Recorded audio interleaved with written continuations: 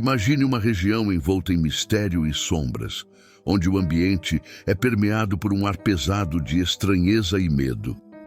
A terra dos Gadarenos, no tempo de Jesus, era parte da Decápole, uma federação de 10 cidades gregas situadas além do Rio Jordão. Este território, marcado pela influência cultural e religiosa grega, se erguia como um bastião de práticas e crenças que contrastavam fortemente com as tradições judaicas predominantes na Palestina. Aqui, onde o cheiro dos porcos, animais considerados impuros pelos judeus, pairava no ar, o pano de fundo não era apenas uma mera disputa entre culturas, mas um espaço crescente de influências pagãs e crenças ocultas, um terreno fértil para o ocultismo e para eventos extraordinários. Em meio a esse ambiente carregado de tensão, Jesus se preparava para enfrentar um desafio que o mundo ainda não estava preparado para presenciar, confrontando forças malignas que haviam feito dessa terra um reduto de desespero e sofrimento. A chegada de Jesus não passou despercebida. Assim que ele desembarcou, imediatamente se deparou com um homem possesso, cuja aparência e comportamento eram perturbadores. Este homem, que residia entre os sepulcros, estava em um estado de total desolação e desesperança. A Bíblia descreve-o como alguém que havia sido possuído por muitos demônios e que havia sido rejeitado pela comunidade devido à sua condição. Sua vida era marcada por um comportamento selvagem e errático. Ele andava nu e cortava seu corpo com pedras, revelando um sofrimento profundo e incontrolável. Sua presença era uma constante lembrança do poder das forças do mal sobre os seres humanos, um testemunho silencioso da batalha espiritual travada naqueles tempos. Quando Jesus se aproximou, o homem possesso imediatamente reconheceu quem ele era e se prostrou diante dele, clamando em alta voz: "Que tenho eu contigo, Jesus, Filho do Deus Altíssimo?" Marcos 5:7. Essa interação não foi apenas um encontro físico, mas uma batalha espiritual em toda a sua magnitude. O homem, sob a influência dos demônios, demonstrou um conhecimento e uma percepção da identidade de Jesus que eram incomuns para os seres humanos. Os demônios, ao manifestarem-se através do homem, começaram a suplicar a Jesus para não os atormentar. Eles revelaram um medo profundo de serem enviados para o abismo, um lugar de tormento eterno preparado para eles. Jesus então perguntou ao homem possuído qual era o seu nome. Este é um momento crucial no diálogo, pois a pergunta não é apenas sobre a identidade do homem, mas sobre a identidade dos demônios que o habitavam. O homem respondeu em Marcos 5:9, "Meu nome é Legião, porque somos muitos." A expressão legião foi usada pelos demônios para descrever sua presença no homem. Uma legião romana era composta por aproximadamente 6.000 soldados, e ao usar esse termo, os demônios estavam indicando que sua influência sobre o homem era vasta e poderosa. Essa quantidade de demônios era um sinal da força e do poder que eles exerciam sobre o ser humano, tornando ainda mais impressionante o milagre que estava prestes a acontecer. Temendo o destino iminente, os demônios imploraram a Jesus para não os enviar para o abismo. Eles pediram e rogaram-lhe muito que os não enviasse para fora da terra. Lucas 8:31. Os demônios estavam com medo de serem enviados para o abismo, que é descrito na Bíblia como um lugar de prisão para os espíritos maus, onde eles enfrentariam tormento até o juízo final. Eles queriam permanecer ativos e continuar em sua influência, preferindo entrar em um grupo de porcos que pastava nas proximidades. Os demônios, temendo seu destino, pediram a Jesus para serem enviados para uma grande manada de porcos que estava pastando nas proximidades. O desejo dos demônios de entrar nos porcos e não serem lançados no abismo revelava sua intenção de causar ainda mais destruição. Com um simples comando de Jesus, os demônios foram transferidos para os porcos, que, em um estado de pânico e agitação, correram em direção a um precipício e se afundaram no mar, conforme narrado em Marcos 5:13. E Jesus deu-lhes licença. Então, saindo os espíritos imundos, entraram nos porcos, e a manada, que era de uns 2.000, se precipitou pelo despenhadeiro abaixo, para dentro do mar, e se afogou no mar. Este momento não é apenas uma demonstração do poder de Jesus sobre os demônios, mas também uma forma de mostrar o impacto de sua autoridade na realidade física e econômica da região. A cena é dramática e reveladora da maneira como as forças do mal são derrotadas pelo poder de Cristo. Essa perda econômica e social para a comunidade gadarena foi significativa. Os porcos representavam um ativo valioso e a destruição da manada causou um impacto profundo, não apenas no sustento econômico das famílias, mas também na estabilidade social da região. A reação da comunidade foi um misto de medo e perplexidade. Ao verem a cena horrível da morte dos porcos e a transformação do homem anteriormente possesso, os habitantes da região pediram a Jesus que se retirasse. O medo do desconhecido e o impacto econômico foram suficientes para que eles rejeitassem a presença de Jesus, mesmo diante da prova evidente de seu poder sobre o mal. Esse pedido para que Jesus se afastasse refletiu uma preocupação com o que era familiar e com o que poderiam perder ao aceitar a mudança e a intervenção divina. O homem que foi libertado, agora em sua plena sanidade, queria seguir Jesus e tornar-se seu discípulo. No entanto, Jesus lhe disse que voltasse para casa e contasse aos seus sobre o grande ato de misericórdia que recebeu. Assim, o homem libertado tornou-se um testemunho vivo do poder de Jesus e da transformação que ele pode trazer. Sua missão de compartilhar a história de sua libertação não apenas demonstrou a eficácia da intervenção divina, mas também preparou o terreno para a disseminação do Evangelho na região. Após a impressionante libertação do homem possesso na região dos Gadarenos, onde a transformação e a autoridade de Jesus sobre as forças do mal foram evidentes, Jesus prosseguiu com sua missão de cura e ensino. A fama do milagre realizado se espalhou rapidamente, e a notícia do poder de Jesus alcançou muitas pessoas. Enquanto o homem libertado começava a compartilhar seu testemunho e a glorificar a Deus, Jesus se dirigiu a uma nova necessidade urgente. Quando Jesus e seus discípulos desceram da montanha após a transfiguração, encontraram uma cena tumultuada ao pé da colina.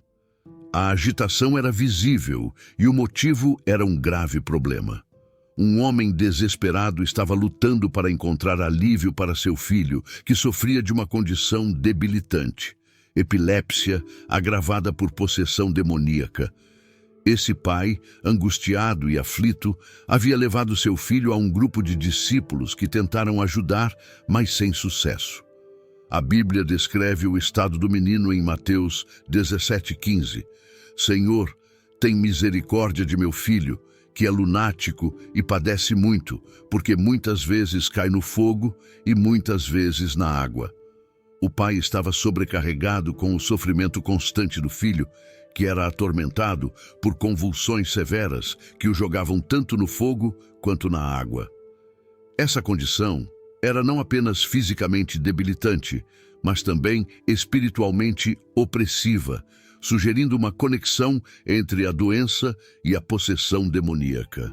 A frustração do pai era evidente ao se deparar com a incapacidade dos discípulos de aliviar o sofrimento de seu filho. Jesus, ao perceber a situação, expressou um sentimento de frustração com a falta de fé presente na multidão e em seus seguidores. Ele disse: Ó geração incrédula e perversa, até quando estarei convosco? Até quando vos sofrerei? Mateus 17:17. Essas palavras refletem a dificuldade de Jesus em encontrar fé e confiança naqueles que deveriam acreditar em seu poder e autoridade. Apesar do desafio, Jesus mostrou compaixão pelo pai e pelo menino. Com um olhar cheio de misericórdia, Jesus ordenou que o menino fosse trazido a ele. Quando o menino foi levado para Jesus, uma convulsão se apoderou dele, mostrando a gravidade da possessão.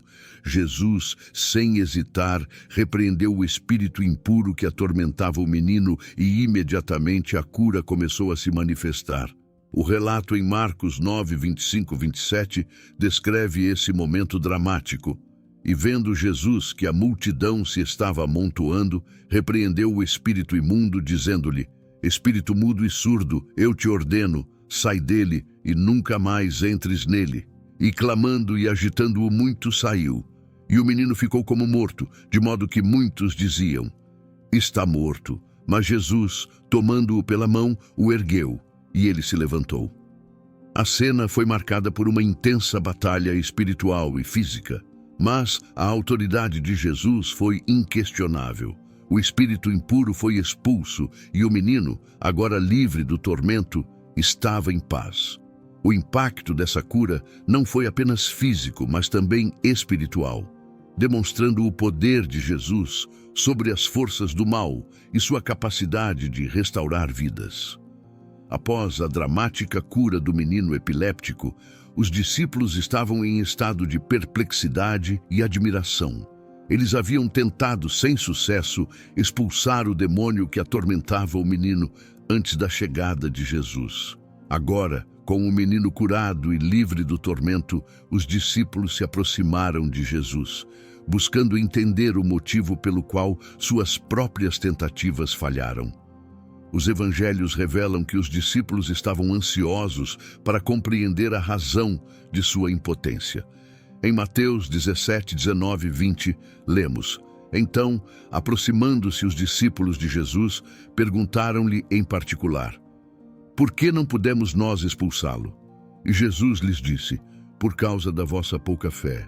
Pois em verdade vos digo que se tiverdes fé como um grão de mostarda, direis a este monte: Passa daqui para acolá, e ele passará, e nada vos será impossível. Jesus respondeu com um ensinamento profundo sobre a natureza da fé. Ele explicou que a falha em expulsar o demônio estava ligada à falta de fé. A fé pequena ou insuficiente era a razão pela qual os discípulos não conseguiram realizar o milagre. Jesus comparou a fé necessária a um grão de mostarda, um símbolo de algo pequeno, mas com potencial de crescimento e poder significativos. Essa comparação ressaltou a importância de uma fé genuína e profunda. Mesmo uma fé pequena, se verdadeira e sólida, pode realizar grandes coisas. A metáfora do grão de mostarda é poderosa e ilustra que o tamanho da fé não é tão crucial quanto sua autenticidade e profundidade. Além disso, Jesus fez uma declaração crucial sobre o tipo de demônios que os discípulos enfrentaram.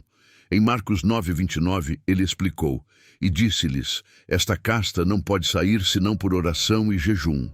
Com isso, Jesus revelou que alguns demônios requerem mais do que simples palavras para serem expulsos.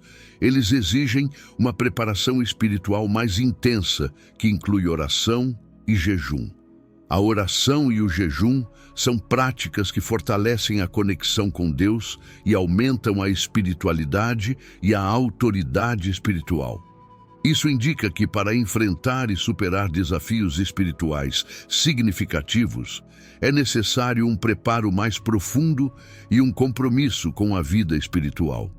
Este ensinamento não apenas esclareceu a falha dos discípulos, mas também forneceu uma lição duradoura sobre a importância da fé robusta e do preparo espiritual. A verdadeira fé tem o poder de realizar o impossível e mover montanhas, metaforicamente falando. Jesus estava enfatizando que a fé não deve ser vista como uma simples crença, mas como uma força viva e dinâmica que deve ser cultivada e fortalecida através da oração e da dedicação espiritual.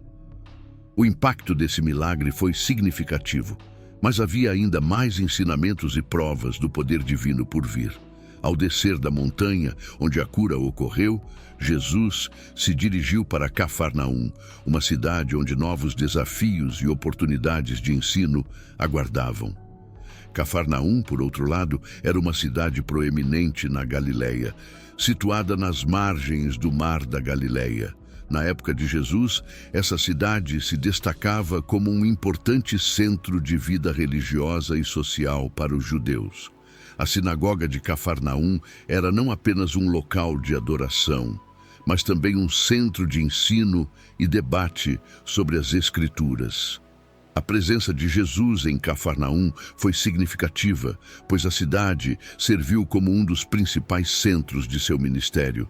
Foi lá que muitos milagres foram realizados, e a cidade se tornou um ponto focal para o ensino de Jesus e suas interações com a comunidade local.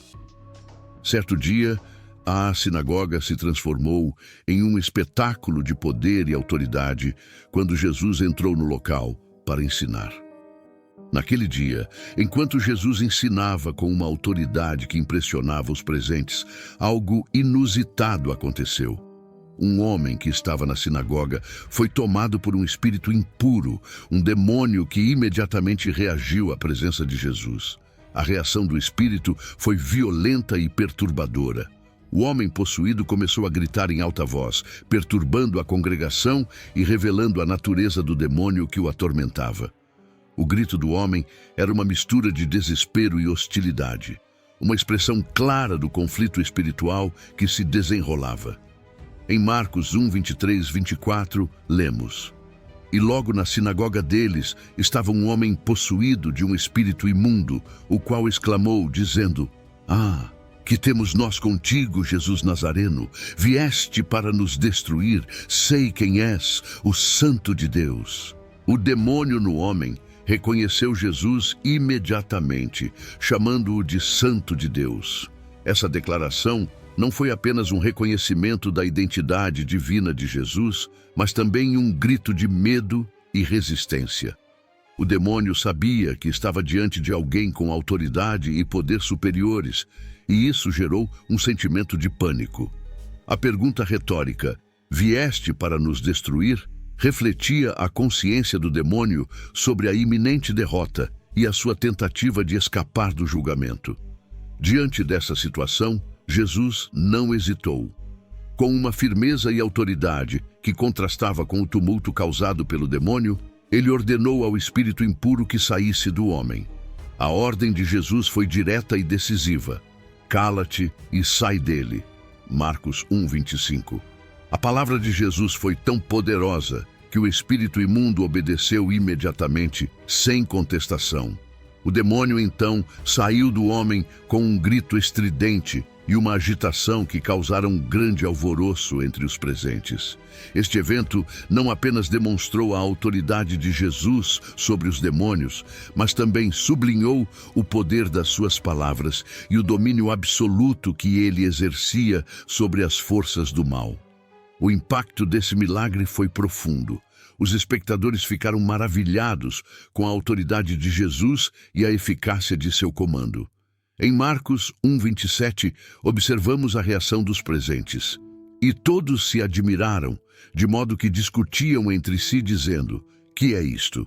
Que nova doutrina é esta, que até com autoridade manda aos espíritos imundos e eles lhe obedecem? A notoriedade de Jesus cresceu ainda mais após esse evento. A libertação do homem possuído não apenas confirmou sua autoridade e poder, mas também enfatizou a nova doutrina que ele estava trazendo, desafiando as normas religiosas estabelecidas e estabelecendo uma nova compreensão da espiritualidade e da autoridade divina. Esse evento na sinagoga de Cafarnaum foi um marco na revelação do ministério de Jesus, mostrando ao povo e aos seus discípulos a profundidade de sua autoridade e a transformação espiritual que ele estava trazendo para a vida das pessoas. No cenário bíblico, o destino dos demônios e as descrições do pós-morte estão profundamente entrelaçados, oferecendo uma visão fascinante sobre a justiça divina e a vida após a morte. O conceito de abismo e Tártaros, mencionado em diversas passagens, revela o destino reservado para os espíritos impuros e as forças do mal. Em Lucas 8:31, os demônios rogavam a Jesus que não os enviasse para o abismo, e rogavam-lhe que não os mandasse para o abismo. Este abismo refere-se ao lugar de prisão para os demônios, um conceito que é ampliado na Bíblia para incluir Tártaros, um lugar de tormento e punição. A parábola do homem rico e Lázaro, narrada em Lucas 16, 19 e 31, oferece uma rica ilustração sobre a vida após a morte e a importância das escolhas espirituais. A história começa com a descrição de dois personagens com destinos muito diferentes. Um é um homem rico que vive em grande luxo e esplendor. Ele veste roupas finas e desfruta de banquetes diários, demonstrando um estilo de vida opulento e despreocupado. Este homem rico é a personificação da riqueza e do prazer terreno, vivendo em conforto e indulgência, sem preocupações aparentes com os outros ao seu redor. Do outro lado, encontramos Lázaro, um mendigo pobre e doente, que é descrito em detalhes marcantes. Lázaro está cheio de feridas e, em sua extrema miséria, é colocado à porta do rico, esperando receber migalhas que caem da mesa deste último. Ele é desprezado e ignorado, uma figura de vulnerabilidade e sofrimento extremo, coberto de feridas que são lâmidas pelos cães. A imagem de Lázaro é de um homem em total desamparo, contrastando fortemente com a vida luxuosa do rico. Ambos morrem, e suas mortes marcam uma reviravolta drástica em suas histórias. O rico é sepultado e, na outra vida, encontra-se em tormentos no Hades, um lugar de sofrimento. Ele ergue seus olhos e vê Lázaro, agora no seio de Abraão, em um lugar de consolo e paz. O contraste entre suas situações é claro e dramático. O rico, em seu tormento, clama por alívio e implora a Abraão que mande Lázaro, que está no seio de Abraão, para molhar a ponta de seu dedo em água e refrescar sua língua, pois está atormentado nas chamas. Abraão responde ao rico com uma explicação profunda sobre a justiça divina e a imutabilidade do destino após a morte. Ele lembra ao rico que, em vida, ele recebeu boas coisas e Lázaro apenas males. Agora Lázaro está confortado e o rico está em agonia. Além disso, há um grande abismo fixo entre eles, que impede qualquer passagem entre o conforto e o sofrimento, reafirmando que não há possibilidade de mudança ou de alívio para aqueles que estão no tormento. O rico, ainda preocupado com seus irmãos vivos, pede a Abraão que envie Lázaro para adverti-los, a fim de que não compartilhem do mesmo destino. No entanto, Abraão responde que eles já têm Moisés e os profetas para ouvir, e que, se não prestam atenção a essas escrituras, não se convencerão nem mesmo se alguém ressuscitar dos mortos. Esta parábola ilustra a separação entre o conforto eterno e o sofrimento eterno, destacando a justiça de Deus. A diferença entre o abismo e o Hades é importante para entender as imagens de punição e recompensa na Bíblia. O Hades, muitas vezes interpretado como o lugar dos mortos em geral, é distinto do abismo, onde os demônios são aprisionados. Em 2 Pedro 2,4, lemos sobre a reserva dos injustos para o inferno ou Tártaros. Porque Deus não poupou os anjos que pecaram, mas lançando-os no inferno, os entregou às cadeias da escuridão para serem reservados para o juízo. Esta distinção ajuda a compreender o conceito de justiça divina aplicada tanto aos seres humanos quanto aos seres espirituais. A parábola também traz lições poderosas sobre a importância das escolhas de vida e a responsabilidade moral. A incapacidade do rico de alterar seu destino após a morte demonstra a irreversibilidade das escolhas feitas em vida. A resposta de Abraão ao rico, afirmando que aqueles que não acreditam nas Escrituras e nas palavras dos profetas não seriam convencidos, mesmo que alguém ressuscitasse dos mortos, sublinha a importância da fé e do arrependimento. Lucas 16:31. O destino dos demônios e a parábola do homem rico e Lázaro revelam dimensões profundas da justiça e da misericórdia divina, preparando o terreno para a reflexão sobre o significado e as lições das histórias de libertação e cura que Jesus realizou. As histórias de libertação de possessos demoníacos na Bíblia oferecem ensinamentos profundos sobre o valor da vida humana, a autoridade de Jesus sobre as forças do mal e a importância da fé e da redenção. Cada evento é carregado de significados que ressoam através dos tempos e são fundamentais para a compreensão da mensagem cristã. A preferência de Jesus pela vida humana sobre bens materiais é evidenciada de maneira clara na narrativa dos porcos, ao permitir que os demônios entrassem nos porcos e causando a sua destruição. Jesus demonstrou que a vida humana tem um valor incomparável. Por que aproveita ao homem ganhar o mundo inteiro e perder a sua alma? Marcos 8:36. O ato de Jesus evidencia que, para ele, a vida humana e a salvação espiritual são muito mais valiosas do que qualquer riqueza material. A autoridade de Jesus sobre as forças demoníacas é um tema central em várias histórias bíblicas. A capacidade de Jesus de expulsar demônios com uma simples ordem não apenas demonstrou seu poder divino, mas também assegurou aos crentes a certeza de que o mal não tem domínio sobre ele.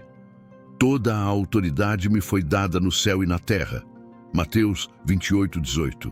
Essa autoridade não apenas confirma a divindade de Jesus, mas também nos oferece esperança e segurança em nossa própria luta contra as forças do mal e as tentações espirituais.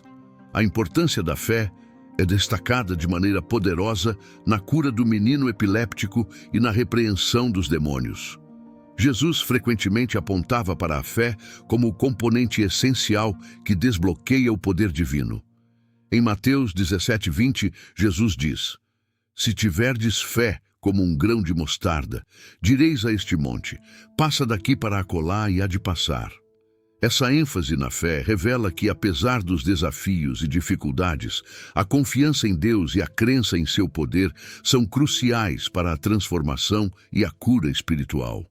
As lições dessas histórias são, portanto, diversificadas. Elas nos ensinam sobre a prioridade da vida humana, a supremacia de Jesus sobre o mal e a importância de uma fé inabalável. Estas narrativas servem não apenas como recordações dos milagres de Jesus, mas também como guias para a vida cristã cotidiana, oferecendo orientações sobre como enfrentar os desafios espirituais e valorizar o que é verdadeiramente importante. Essas histórias também preparam o terreno para uma compreensão mais profunda da aplicação prática da fé e da redenção, temas que serão explorados mais adiante. Você já refletiu sobre a importância das suas escolhas espirituais e como elas podem impactar sua vida? Os ensinamentos de Jesus sobre a fé e a vida humana são tão relevantes hoje quanto eram há milhares de anos. O valor da vida humana, a autoridade de Cristo sobre o mal e a importância da fé são princípios que podem transformar profundamente a nossa existência. Agora é o momento de aplicar esses conhecimentos à sua vida. Como você pode usar a fé para enfrentar seus desafios diários? De que maneira você pode priorizar o que realmente importa em sua jornada espiritual? Essas são questões que merecem sua atenção e reflexão. Se você achou este vídeo informativo e inspirador, inscreva-se no canal e ative as notificações para não perder nenhum dos nossos conteúdos futuros. Compartilhe suas reflexões e experiências nos comentários abaixo. Queremos ouvir de você. E lembre-se, Cada pequena mudança pode fazer uma grande diferença na sua vida e na sua caminhada com Deus. Abraços e fiquem com Deus.